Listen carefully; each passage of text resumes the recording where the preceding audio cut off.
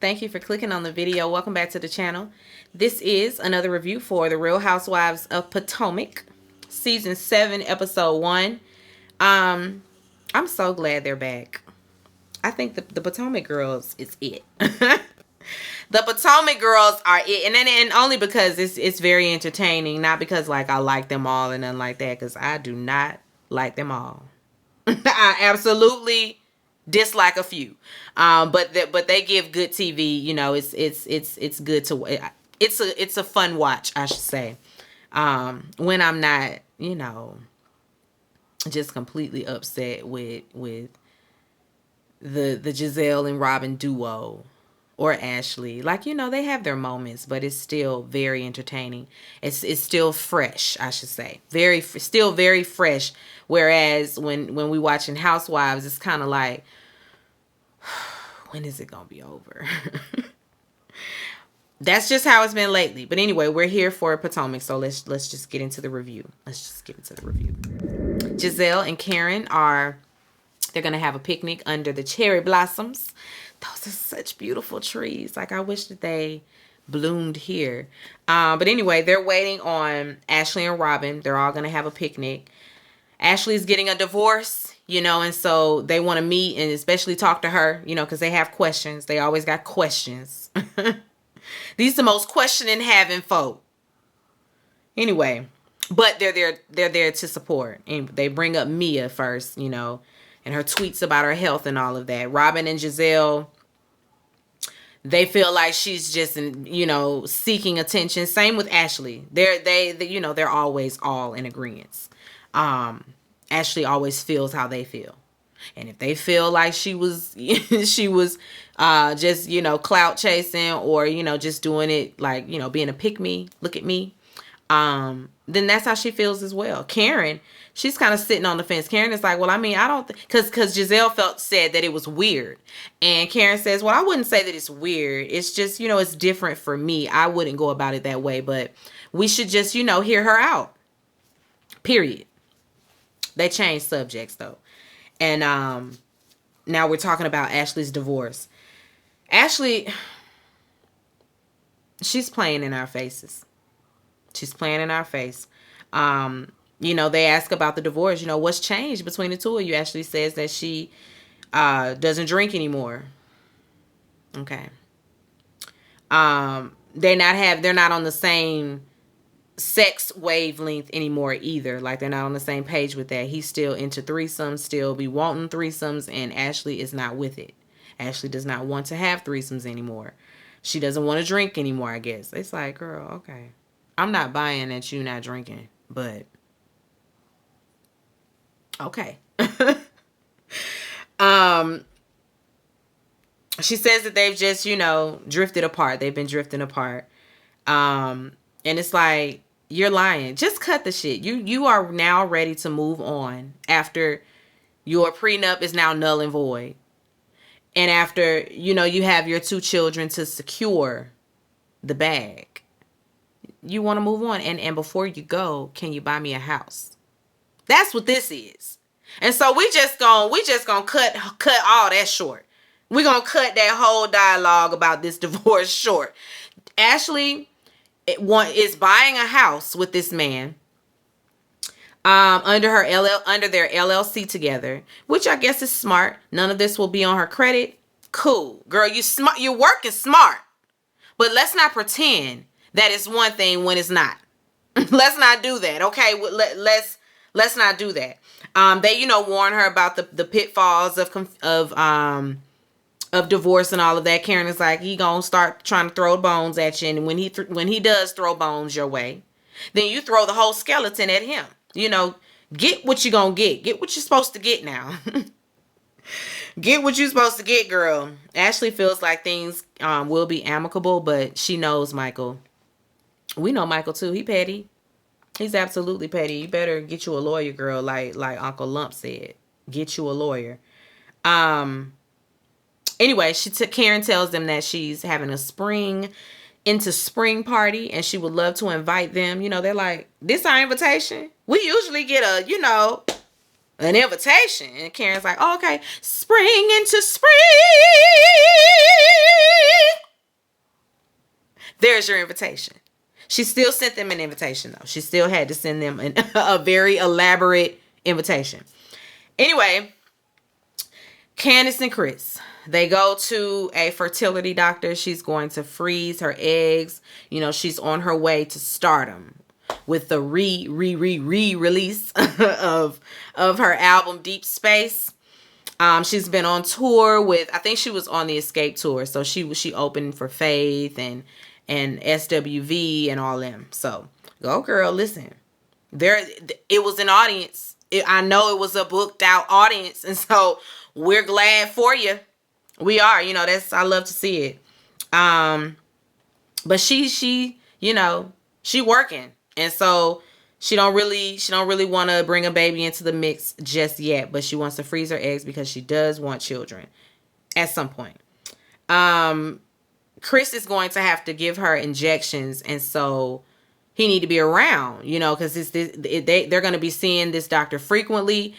She's going to have to inject herself probably daily, and so somebody needs to be there with her. And Chris, his schedule has been very inconsistent now that he is a general manager at a restaurant in a hotel, and so he got to get his schedule more consistent. Of course, he's like, what am I supposed to do about that? He acts like, you know, the scheduling is out of his control, but it's like, you're the general manager. Who's scheduling you? Who's scheduling you? I feel like you could, and I think that you're just sometimes like you're making an excuse to not move things around when you know you can move things around, when you know you can move pieces and if you know in your favor, and you won't. Yeah, okay. All right, Chris. But anyway, because coming home at 1 a.m., why? But that's because he ain't got no kids at the house. There's a caveat. Because that could possibly be his thing. You know, like, I ain't what I'm coming home to. Why I'm rushing home to sit and look at you. Or not sit and look at you because you off doing what you doing. You know, like, if it was some children running around. Not to say she should just go have some kids, but it's just like, sometimes having some children at home will make you come your ass home. I don't know. That's just how it is sometimes. But anyway, producers asked when she'll be ready, and she says, I mean, you know, most Wednesdays I want a baby, and then by Thursday I want to go on tour. So, you know, I don't know. On their way home, she wants to talk more about the schedule. You know, it's like she loved pushing this man buttons, and vice versa, I guess. I don't know. They always get the "we hate each other" edit. Like they're fairly new in their marriage, and yet every time it's just strife and disagreements and bickering. What's going on? Like, I don't know about that. But anyway, Robin and Sharice, they meet for lunch. Robin, and then she gonna try to make it clear, you know, Sharice is the nucleus, basically. She casted the whole cast, honestly. And so she feels like she's really the grande dame of Potomac. Girl, no. No, don't play with me. Anyway, Sharice asks Robin, you know, how the wedding planning is coming. Is there a wedding date? No. No, there's no wedding date. Ain't nobody thought about no wedding date. And we got to hear this 50 times this season, I guess, because that's just what Robin gives. Every time. Anyway, she tells him, she tells her that she gonna have him sign a prenup this time now. And I'm thinking to myself, the nerve of you. The nerve of you. You spent all that man money. Lost it all. Lost all his money. But if something happened, you don't want him to have half of yours because now you the breadwinner. Ain't that about a bitch? I couldn't believe that. Sharice was like, girl, what? So you don't think that I deserved half? She was like, no, you didn't work for it. I didn't.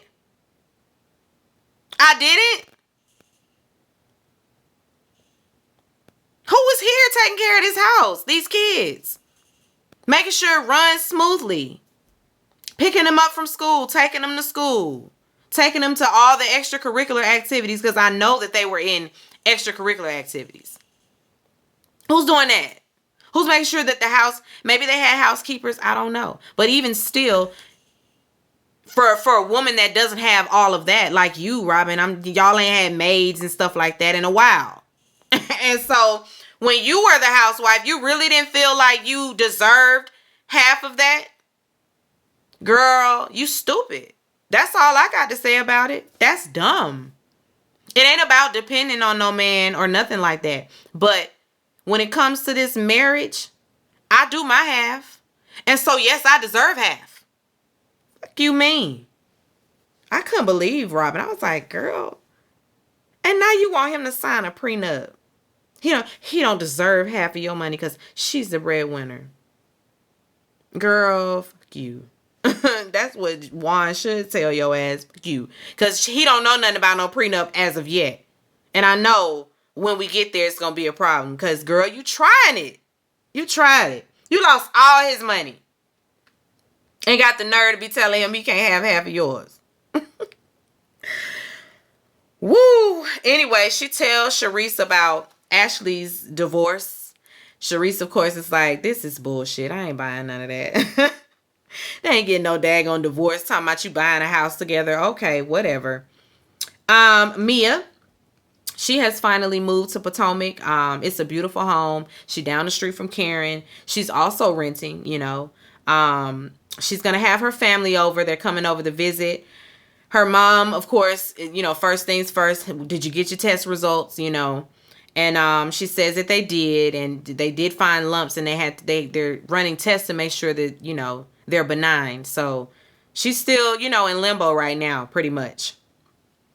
Karen and Ray, they show up. They're going to come over as well. And Mia asked about Karen's boobs because her boobs look like they're sitting again. And so, yeah, she had them lifted. They're all hers, all natural, but she just done had them, lifted and, pushed up, pulled up. They sit down and Karen, she tells her, I've been worrying about you especially after seeing your tweet, what was, are you okay? Is everything going all right? Going okay? Do you need anything? And Mia says that she doesn't need anything, everything is fine.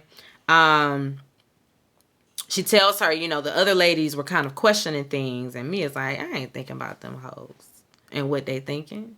Care about that. I don't give about none of that. About none of that.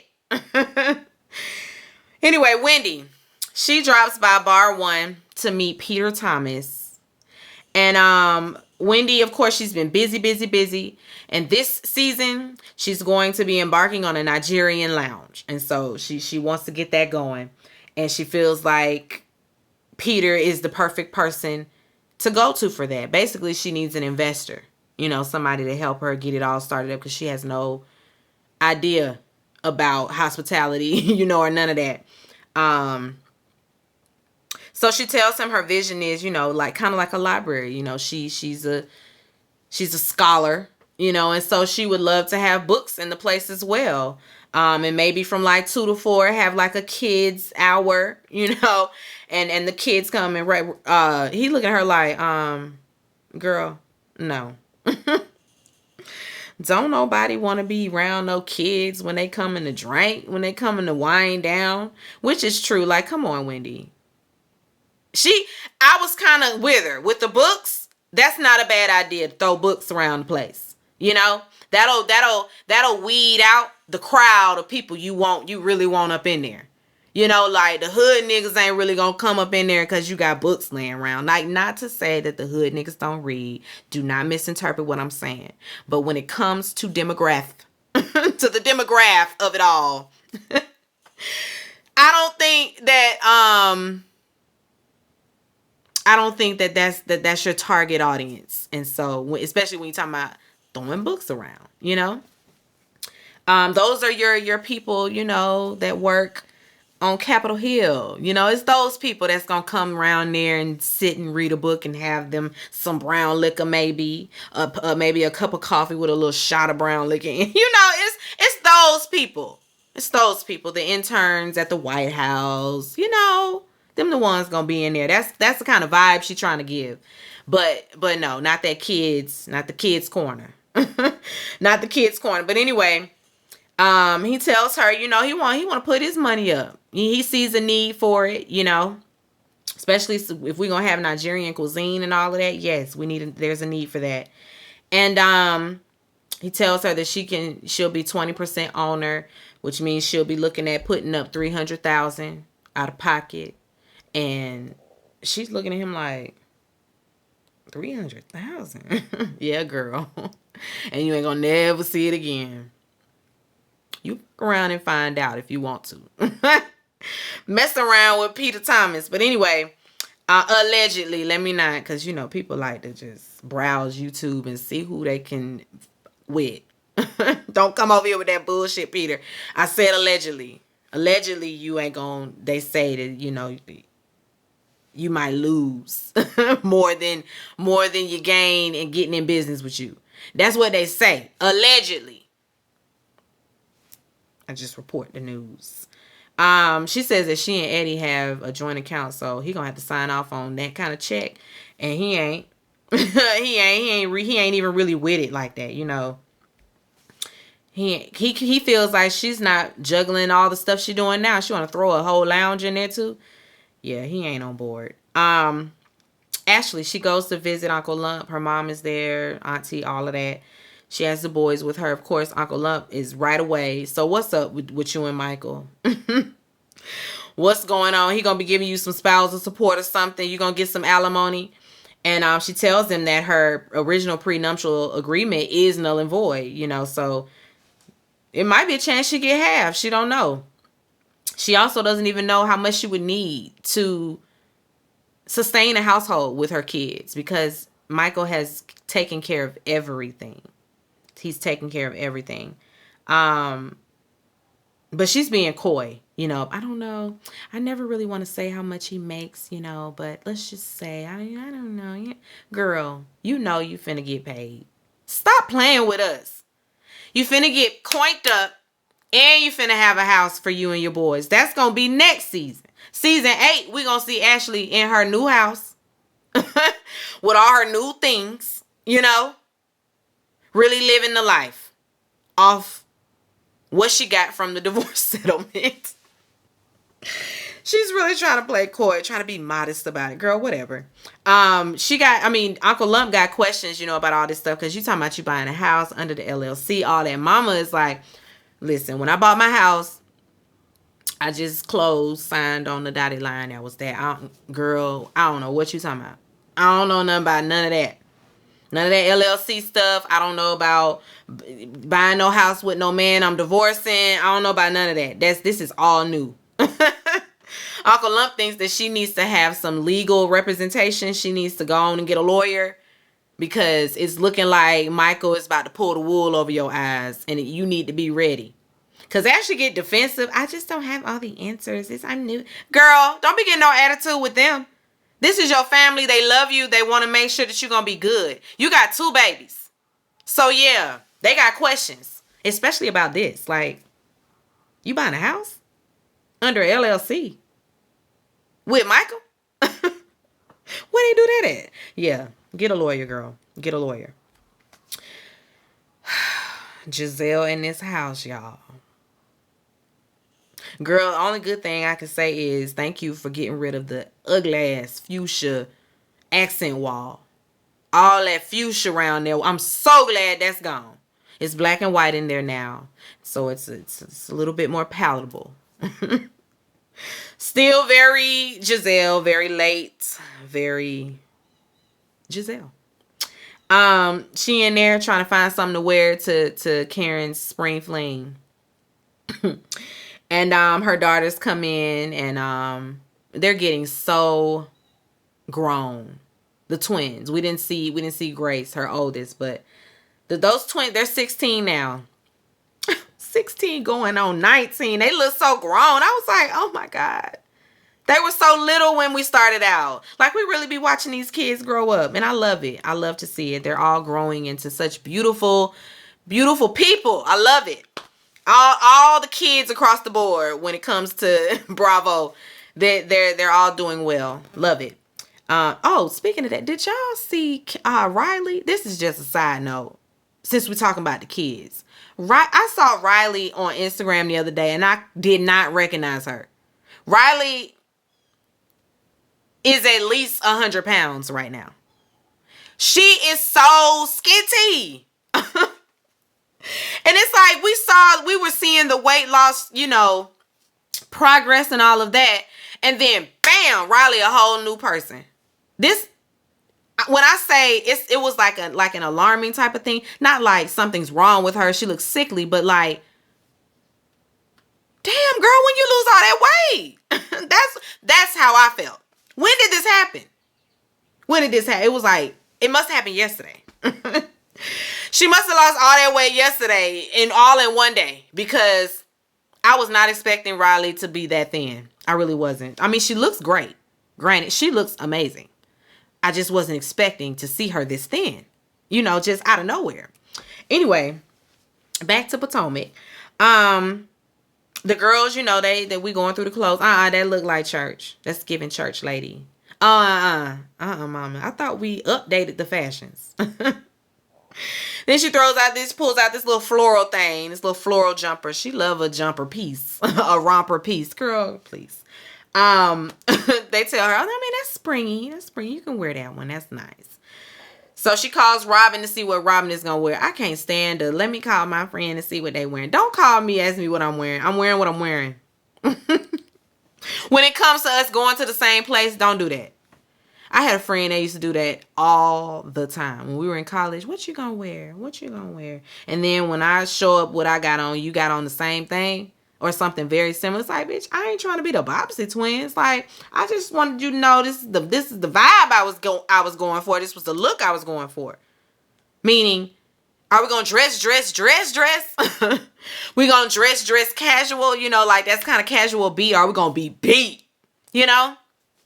If we're going to be beat, if I say I'm going to be beat, then you just come beat. Your version of beat. Not my version of beat. Not like, oh, you going to wear brown pants? Okay, so then what kind of top you going to wear?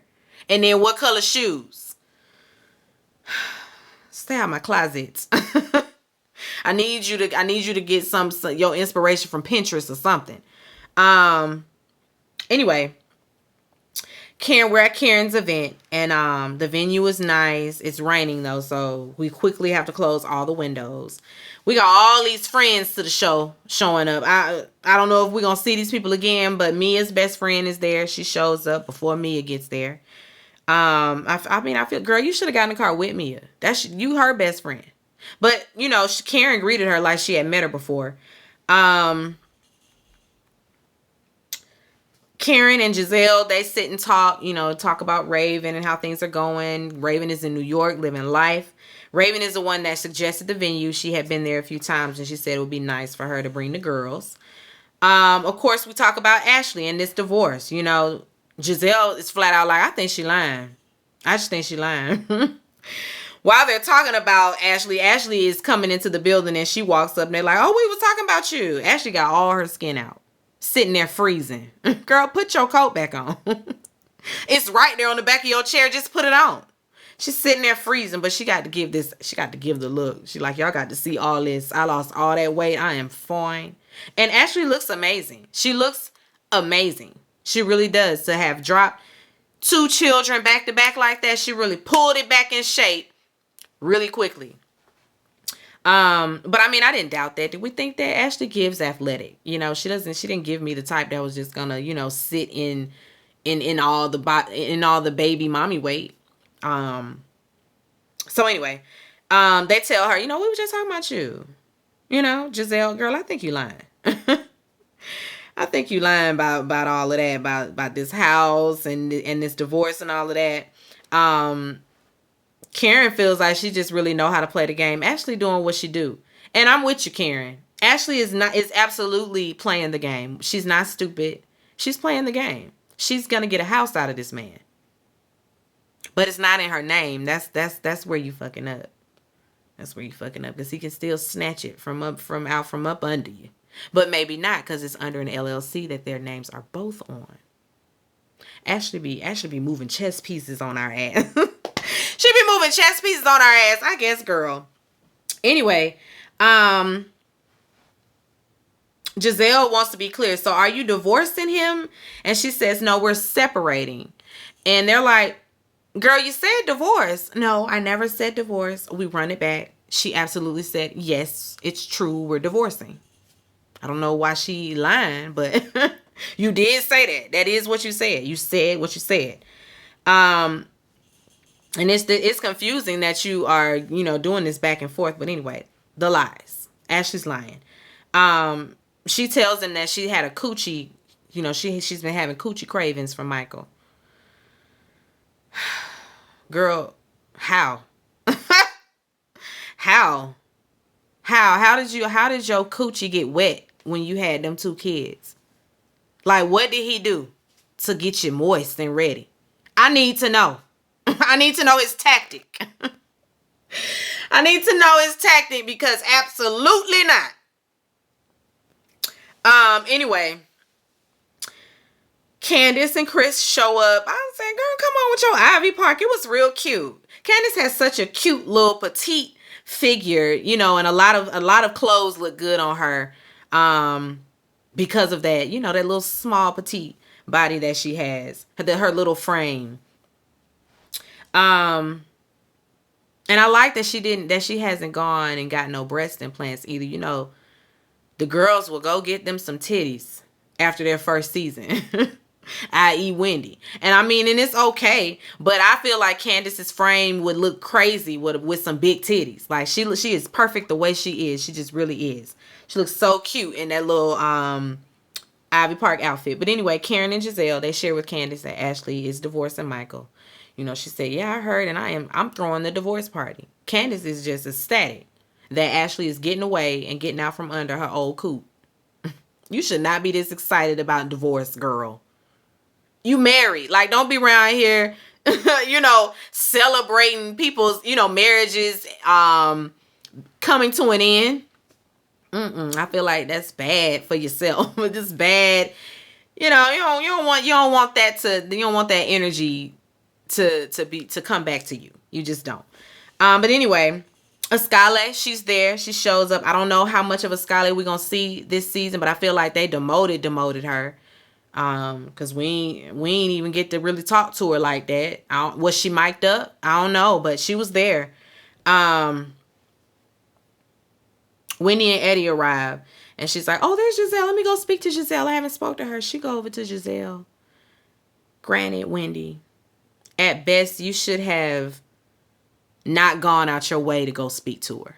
Like if y'all were all standing around and you hadn't spoke to her, I think it would have been fine to say, "How you doing, Giselle?" But the way you just beeline to her to make sure you spoke to her, and maybe it was because Giselle always got a problem with you not speaking. You just never know how to be with her. And so that's why it's just fuck her. I wouldn't have said nothing to her ass, but she goes over there to speak. And she's sweet about it. And Giselle's like, I'm good. Don't touching. No touching. Don't hug me. Don't hug me. I'm good. I'm great. Thanks. All right. Bye. Those are those moments where you want to like have your drink in your hand and just really get her real good. I wonder, did you see when August Alsina snubbed Tory Lanez like that? You saw what happened to him? You can't just go around being rude to people like that. You don't want to hug her? Cool. All that, no, don't touch me. All that was too much for in front of people. Because now, are you trying to embarrass me? Because somebody was standing there with her.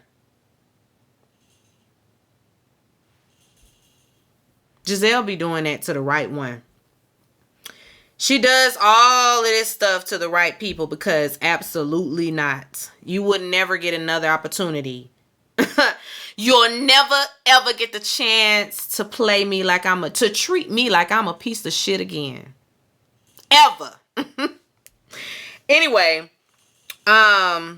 Mia and G, they arrive.